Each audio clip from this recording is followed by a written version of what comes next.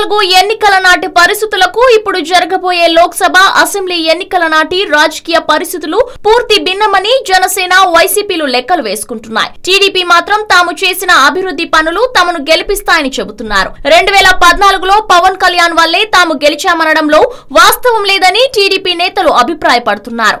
గెలిచిన కొత్తలో జనసేనాని సహకారాన్ని కూడా వారు ప్రశంసించారు. ఇటీవల క్రమంగా ఆయన దూరం కావడంతో వారు కూడా యూటర్న్ తీసుకున్నారు. చంద్రబాబుపై నమ్మకం గెలిపించిందని చెబుతున్నారు. 2014లో ఎలా పోటీ చేసినా వచ్చే ఎన్నికల్లో మాత్రం ప్రజలు తమ వైపే మొగ్గు చూపుతారని, చంద్రబాబు చేసిన అభివృద్ధి పనులే తమను గెలిపిస్తాయని టీడీపీ నేతలు అంటున్నారు. 2014లో పొత్తు పెట్టుకుని గెలిచినా ఇప్పుడు ఒంటరిగా గెలుస్తామని, అభివృద్ధి అంతా మార్చివేస్తుందని అంటున్నారు. హలో, మిమ్మల్నే యోయో టీవీ యాప్ డౌన్లోడ్ చేసుకున్నారా?